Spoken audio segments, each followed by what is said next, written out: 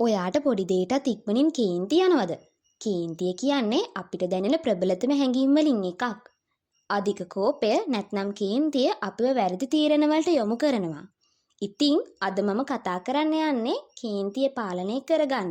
ඔයාට අනුගමනය කරන්න පුළුවන් සරල පියවර 5ක් ගැන. පළවෙනි පියවර තමයි ඔයාට කේන්ති යන බව දැනෙන මොහොත හඳුනගන්න. කේන්තිය ඇවිත් ඔයාගේ පාලනය ඔයාට නැති වෙන්න කලින් මොහොතක් හිතන්න.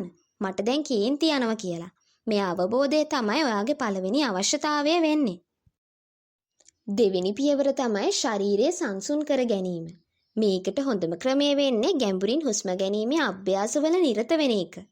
දවසකට පොඩි කාලයක් හරි ඔයාට ශ්වසන අභ්‍යාසවල නිරත වෙන්න පුළුවන් නම් ඔයාගේ ශරීරය සංසුන් කරගන්න පුළුවන්. තුන්වෙනි පියවර තමයි කෝපය ඇති කළ තැනැත්තාගෙන් හෝ තත්වයෙන් ඈත් වෙන්න. එතකොට ඔයාට හිතන්න ඉඩක් ලැබෙනවා. 10ට ගණන් කරන්න, විනාඩි 5ක් ඇවිදින්න, නැත්නම් වතුර ටිකක් බොන්න. මේ කෙටි ඉවත් වීමෙන් ඔයාගේ මනස සංසුන් කරලා ඔයාගේ කේන්තිය පාලනය කරනවා. හතරවෙනි පියවර තමයි ඔයා සංසුන් වුණාට පස්සේ ඔයාට ඇත්තටම කේන්ති ගියේ ඇයි කියලා හිතන්න. ඔයාට ඇත්තටම කේන්ති ගියේ අර මිනිස්සයා කියපු දෙයටද? නැත්නම් ඔයාට බඩගිනි නිසාද? සැබෑ හේතුව හඳුනගන්න එක ඔයාව විසඳුමකට යොමු කරන්න උදව් වෙනවා. පස්වෙනි සහ අවසාන පියවර තමයි සංසුන්ව sannivedanaya කරන්න. දැන් ඔයා සංසුන්ව ඉන්න නිසා ඔයාට නැවත ගැටලුවට එන්න පුළුවන්.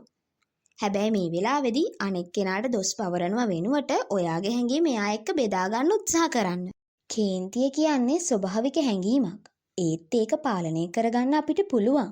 ඉතින් මේ පියවර 5 අනුගමනය කරලා බලන්න. කේන්තිය පාලනය කරන එක එක රැයකින් කරන්න බෑ. හැබැයි ඔයා උත්සාහ කරොත් ඔයාට කරන්න බැරි නෑ. මේ වීඩියෝ එක ඔයාට ප්‍රයෝජනවත් වුණා නම් ලයික් කරන්න, ෂෙයා කරන්න. මගේ channel එක subscribe කරන්න අමතක කරන්නත් එපා. එහෙනම් තවත් දවසක මේ වගේම වීඩියෝ එකකින් හමු වෙමු. එතකන් හැමෝටම සුබ දවසක්.